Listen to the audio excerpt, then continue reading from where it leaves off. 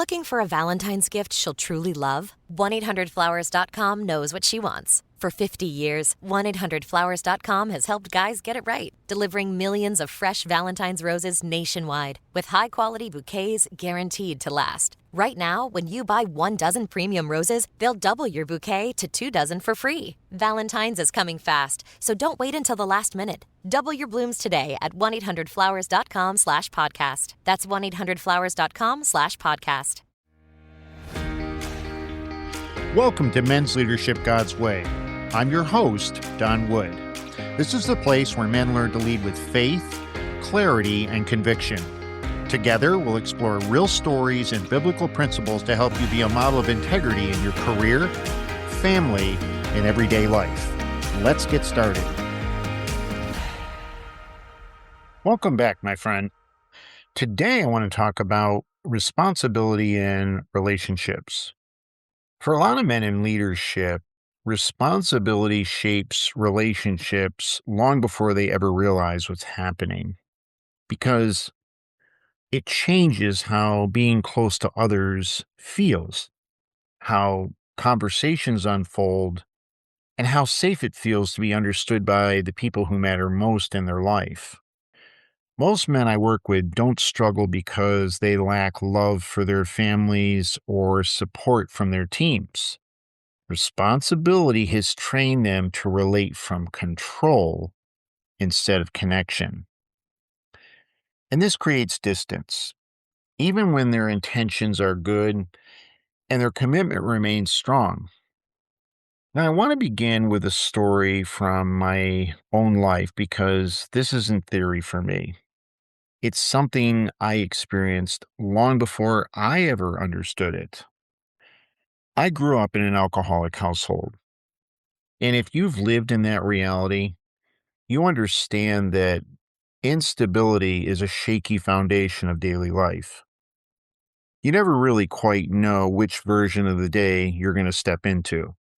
Peace feels temporary, and safety is conditional. And in this environment, you learn very early how to pay attention in ways other kids never have to. And what it taught me was that stability meant staying one step ahead of trouble. Now, you don't grow up calling this thing trauma. It's a normal existence. And as life moved forward, these survival patterns for me matured, and they developed into competence, reliability, and emotional control. And people praise these as leadership qualities. I became the guy who stayed composed when others were overwhelmed. People trusted and leaned on me because responsibility flowed naturally, because I always had my eyes wide open. But what I couldn't see for a long time was that my nervous system was never updated. Even when life stabilized, I still believed that relaxing meant it was a risk for something going wrong. And that internal tension followed me into adulthood, and it affected my leadership and ultimately my relationships. Responsibility gave me purpose, but it also shaped how close I allowed people to get. And this is where I believe responsibility begins to affect relationships in ways men never can name. They often feel best when they're needed because it confirms their value. But being known for a guy requires openness. And that only feels safe when a person believes that everything around them is stable. And over time, relationships become functional. Conversations focus on logistics and problem solving. Emotional sharing, well, that's limited because silence feels easier than honesty.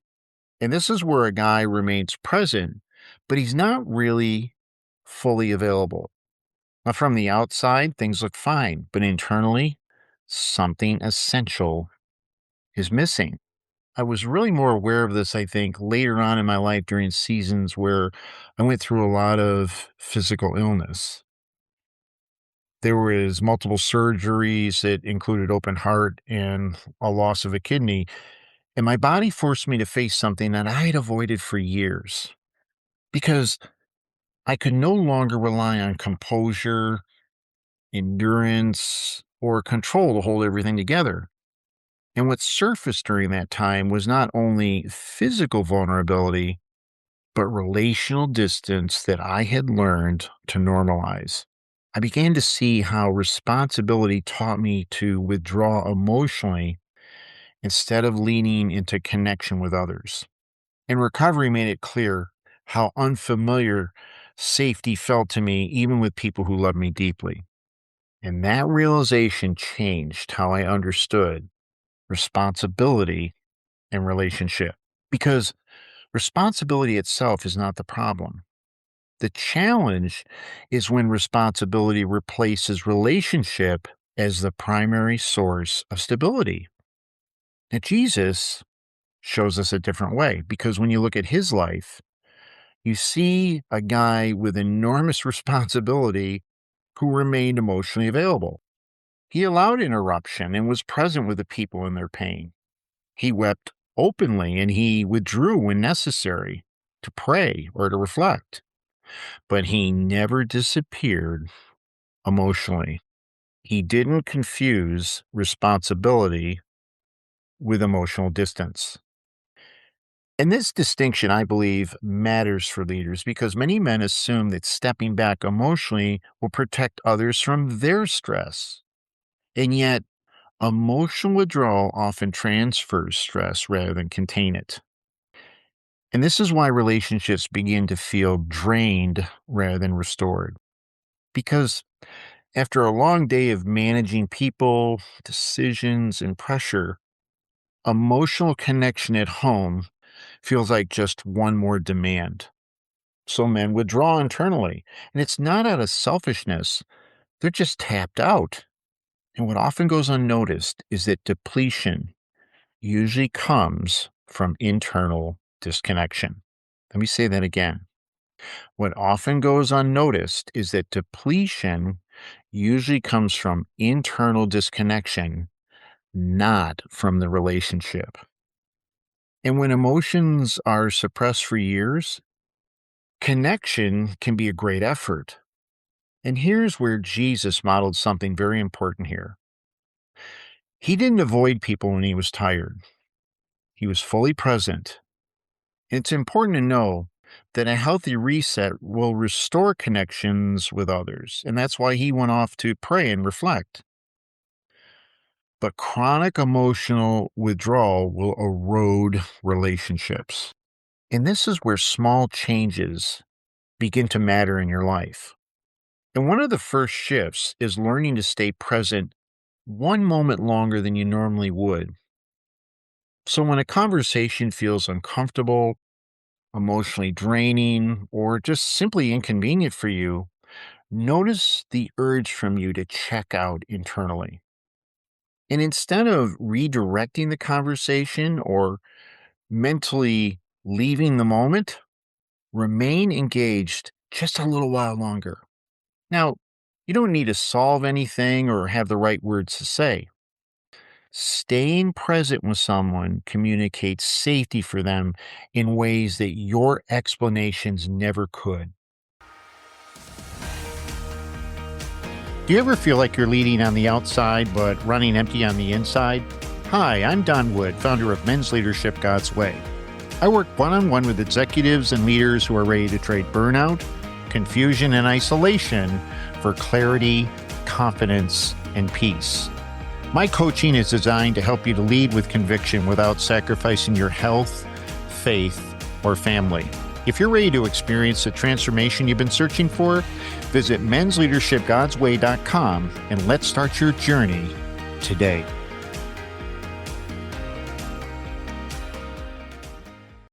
Another shift happens when you practice naming your emotions without explaining them. Many responsible men explain their feelings instead of expressing them. They'll justify, contextualize, or minimize the way they feel. But instead, Choose one moment where you simply say what's true without defending it. You can say something like, you know what, I'm tired, or I'm tapped out, without adding a reason. And this allows others to meet you right where you are in your emotions. And this kind of honesty builds connection without emotional exposure that you're not ready for. Here's another thing that will happen for you: listening will also begin to change. Ever notice that when someone brings you a concern, you quickly move towards the solution? Well, instead of offering advice, slow down and reflect on what you hear. And this doesn't mean that you're withholding wisdom or knowledge for them. You're allowing the relationship to come before the solution. And many relationships will heal simply because they feel understood. So focus your attention rather than spreading it thin with thinking about 10 different things at once. And what you can do this week is choose one relationship where you'll practice greater presence with them and then extend it over the next few weeks. And this could be your spouse, one of your children, a colleague, or a trusted friend, because emotional depth grows through intention, not intensity. Predictability also matters. Creating consistent moments of relational presence will build over time. And here's the thing: consistency communicates care more powerfully than your occasional intensity. And here's what's going to happen: as you notice these shifts, you may become aware of which relationships drain you and which ones will restore you. Because not every relationship requires the same level of engagement. Some interactions trigger old patterns of control and vigilance, and others allow mutual presence and ease for you. And this is where awareness will allow you to engage wisely rather than just withdrawing completely. And here's the thing: none of this requires you to become a different person. It simply allows responsibility to exist alongside relationship instead of replacing it. Now, I want to slow us down and invite some reflection, because there are some questions that I want you to take to Jesus without rushing towards the answers this week. And the first one is this: Jesus, how has responsibility shaped the way I show up in my closest relationships? And as you ask this question, notice what arises within you without any judgment. And if defensiveness appears, stay curious, because this often protects something that needs your care rather than correction. Here's another question: Jesus, where have I mistaken emotional distance for strength? Now, if grief for you surfaces here, I want you to allow it, because this often points back to a time in your life when connection mattered deeply in your life, but it was missed. Finally, ask Jesus this question: what would it look like for me to lead from connection rather than control in my relationships?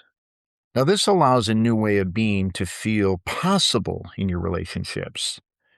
And I want you to allow these questions to remain open for you this week, because God works relationally, not sequentially. And as awareness grows, change in your life will begin to happen naturally for you. Here's what's going to happen: you're going to slow down your responses, you're going to listen more with people, and you're going to share honestly in small ways.